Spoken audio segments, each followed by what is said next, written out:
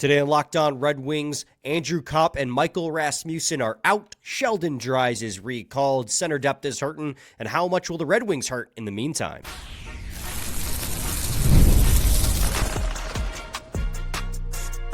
You're Locked On Red Wings, your daily podcast on the Detroit Red Wings. Part of the Locked On Podcast Network, your team every day.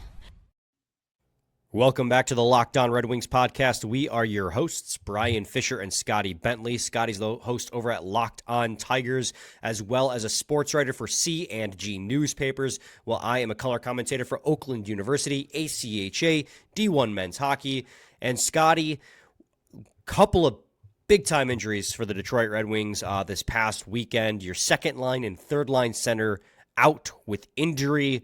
And we're going to talk about the repercussions this could have on the roster going forward. And a lot of it depends on how long each of these players are out.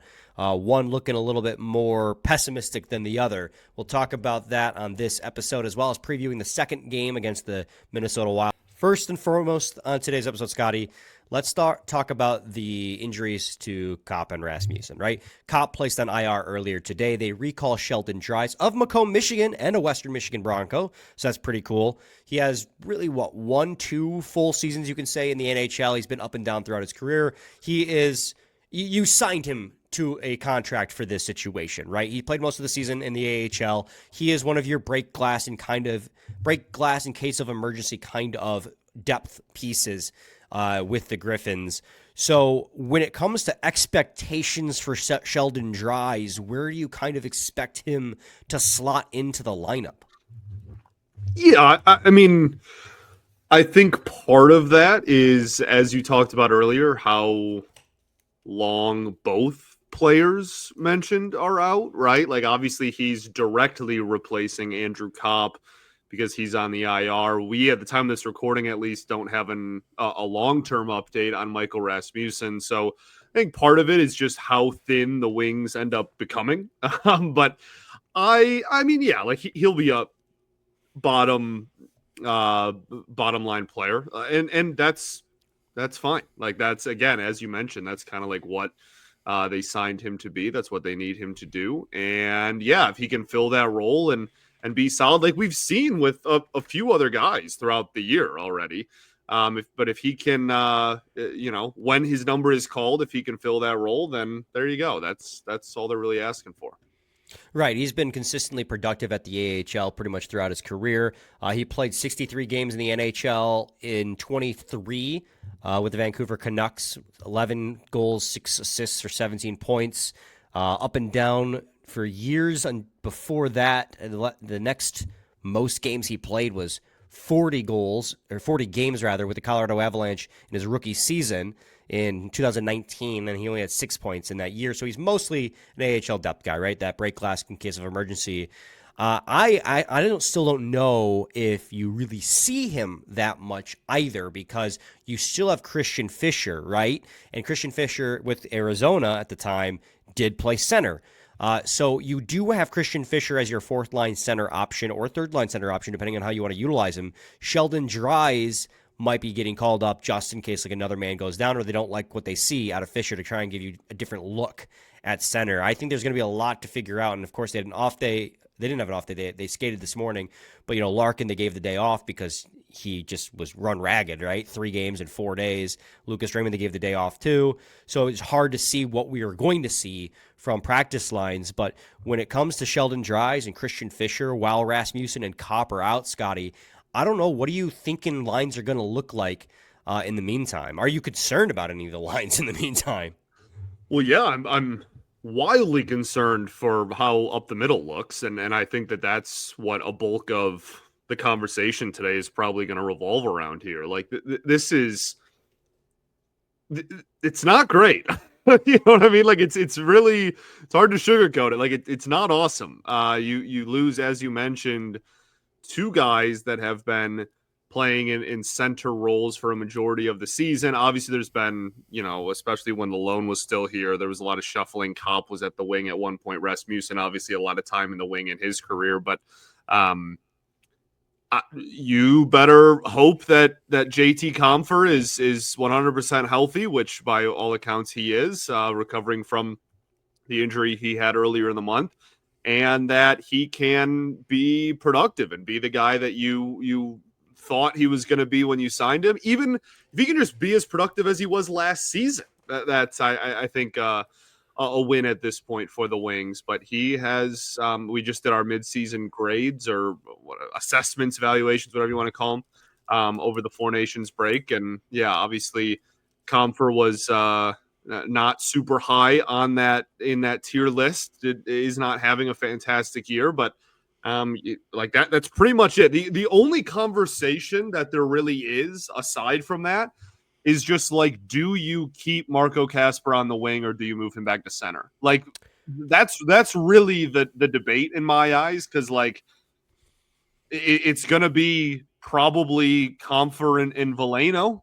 like playing, and like you said, maybe Christian Fischer as well down there in the bottom. It's just a conversation of whether Comfer's your 2C or if Marco Kasper is your 2C.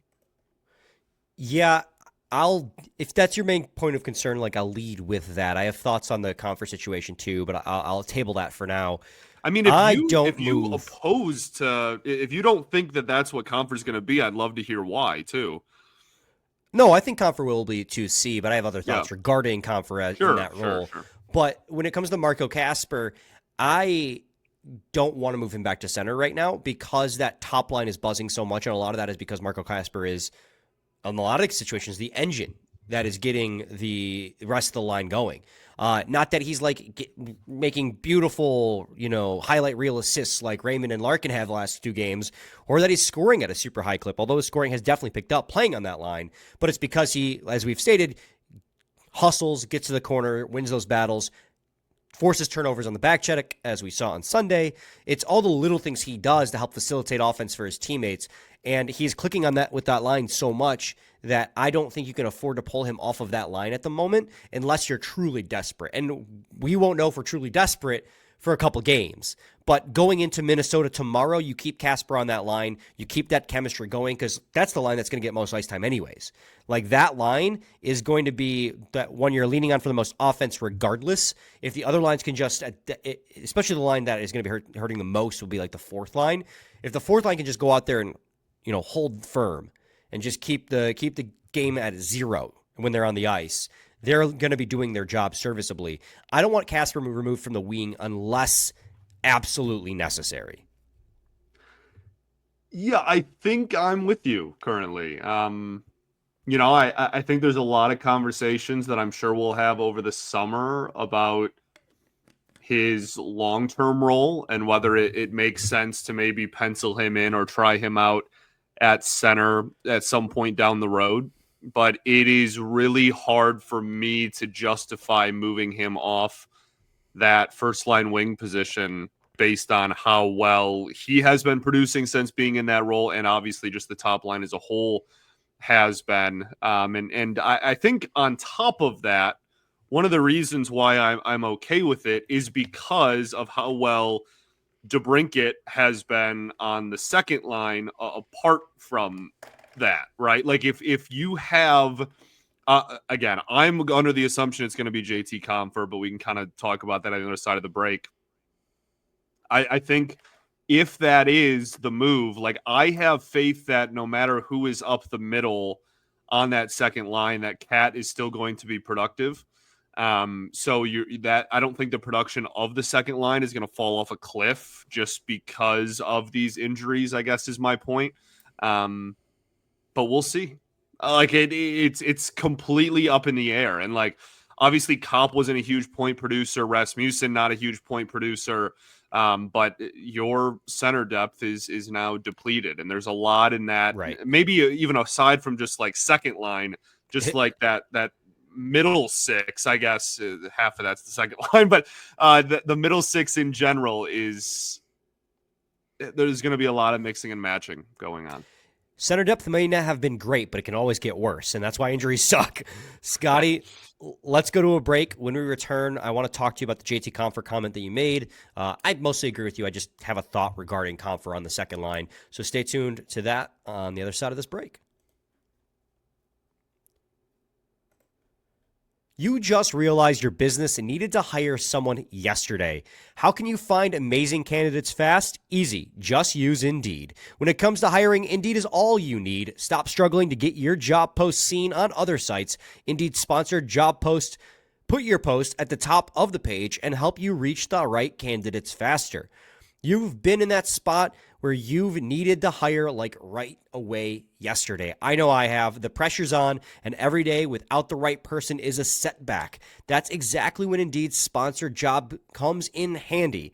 They make sure your post is seen by the right candidates everywhere right now.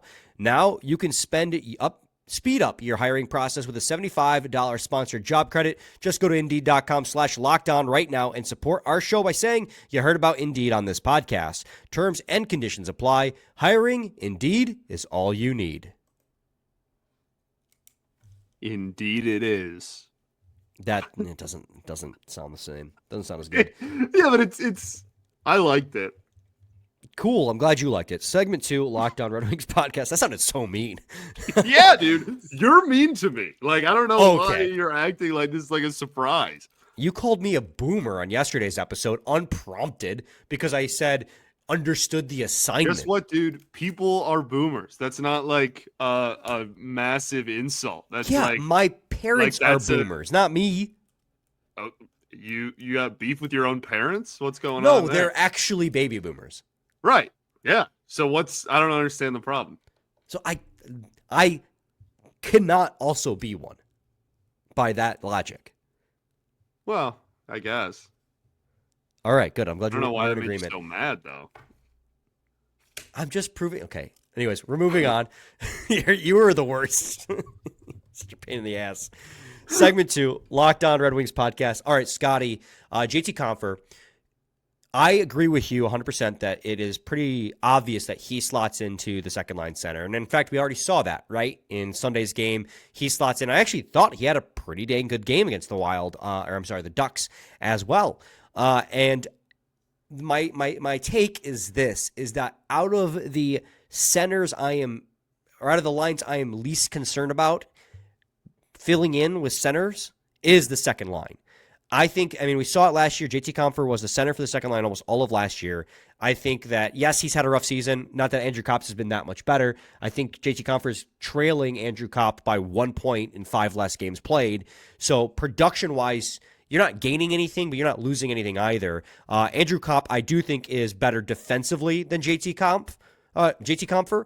But I said JT Comph like it's Andrew Kopp. But Andrew Kopp is also Andrew Kopp is also significantly better in the faceoff circle. I think the biggest area of concern with JT Compher at center of the second line is his faceoffs. This year in the faceoff circle, he's only won 45% of his faceoffs, and that is a big step back from Andrew Kopp's 51% this year. So that is something that I will be watching a lot with JT Compher, but they're both two-way centers that play a good two-way game. JT Compher plays second unit power play. I think that the second line will be okay. For me, it's the third line and below that with these two injuries back-to-back, I start to get a little bit more concerned with. And I think that's totally fair. And I think I agree with that. Like I said before the break there, the wings on the second line have been so productive that I'm not really worried about who's filling that spot up the middle, because we really haven't gotten a ton of production from 2C anyway. Like, I know that sounds kind of like a backhanded compliment to be like, oh, it doesn't matter who we put there. But Compher has experience in that role, as you said, and he's played with those guys before. And I feel fine about that. I agree with you. The third line is really the biggest question mark now. And obviously with that makes the fourth line a question. It wouldn't shock me if Veleno started playing center again. Yeah, I think he was centering on Sunday. He centered against the Ducks, yes. Yeah, because Andrew Kopp was out, forcing JT Compher back up the lineup. So yeah, Veleno would be back to centering. It's who's going to center that third line is the question, though. It's going to be either Christian Fischer or Joe Veleno. But that's counter to my last point with my lack of concern about the second line. My biggest concern is with the third line because they were humming with Michael Rasmussen at center. You almost had like a little bit of a Michael Rasmussen renaissance at center there. Rasmussen Renaissance, where he was playing really good hockey at center. He actually did end up getting credited with JT Compher's goal. They changed that on Sunday. I actually feel bad for Compher because he's had such a hard time coming by goals, but so has Michael Rasmussen. He got stonewalled on Saturday, but I digress. He's played really well centering the third line. Elmer Soderblom and him have found good chemistry, and whether whoever's on the other winger, be it Tarasenko, Berggren, or Kane, that line, no matter who's on there, has looked good since Rasmussen took over centering. So losing that chemistry and what was your probably second most productive line at 5-on-5, because DeBrincat's been scoring, Kane's been scoring, but a lot of that's been with an extra man. It stings losing that center who is playing really well. And I thought Veleno played fairly well on Sunday, but we've also had long stretch, pretty much the entire season, of Veleno not really doing a whole heck of a lot. So do you promote Veleno to the third line, or do you put Christian Fischer there, who hasn't been playing at all, who's been healthy scratch? Right, I was going to say, that's a guy that's been healthied. So and been a wing for the most part of his tenure with Detroit. Yeah, man. I think, like I said, I think it's Veleno. I would tend to agree. Doesn't thrill me, but I also think the fourth line is probably not going to play too terribly much. Not that they already don't, but we saw was that against the Wild? Was that Saturday's game? One of the two games over the weekend, we saw the fourth line, by halfway through the second period was literally barely on the ice, and they were just cycling through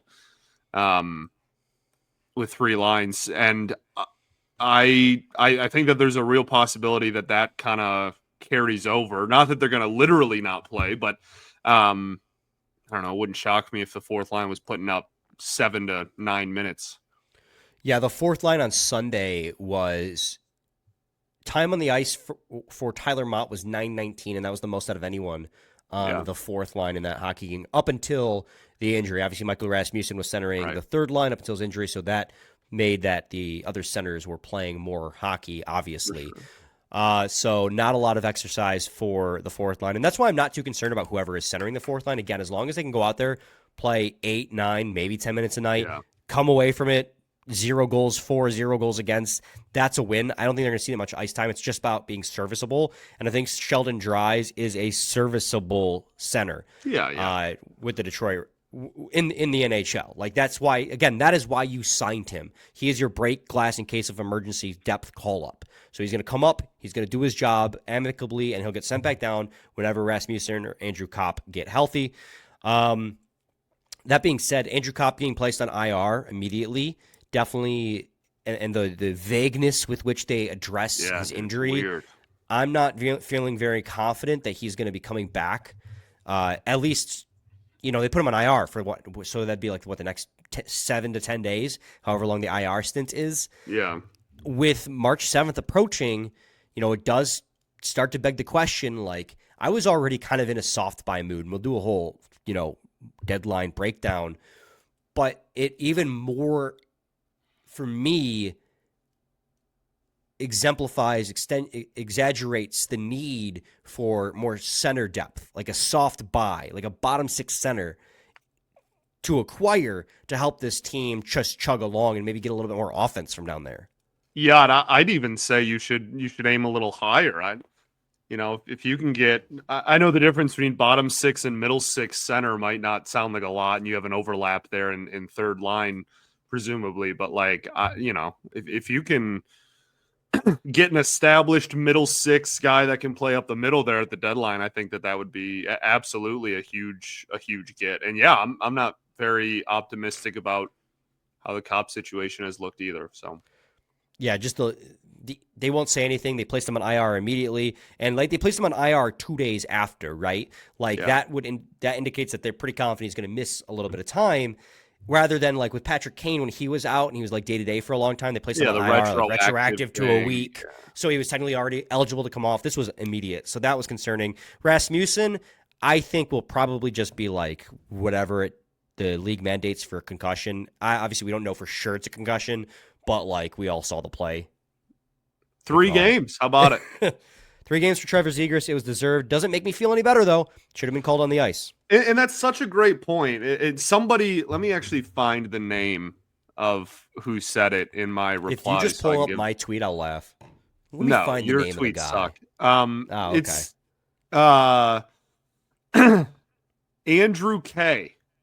All right, on the Twitter sphere, on X, whatever it's called, said something very similar to the point that you've been making, where he said 3 teams get to benefit from him not being on the ice, and Rasmussen and presumably then the Wings don't benefit at all, right? Like that is the optics of that. Like, yes, he gets suspended, that's great.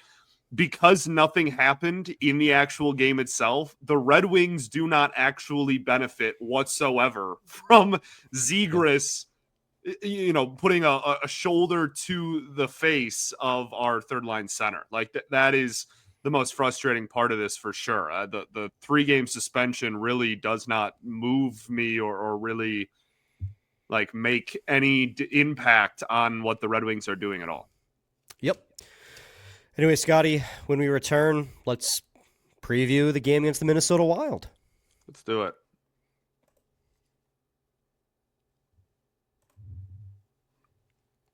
Segment 3, Lockdown Red Wings podcast. Yeah, Scotty, the Red Wings play the Minnesota Wild here on Tuesday, this time in Minnesota, 8 o'clock start because it's Central Time.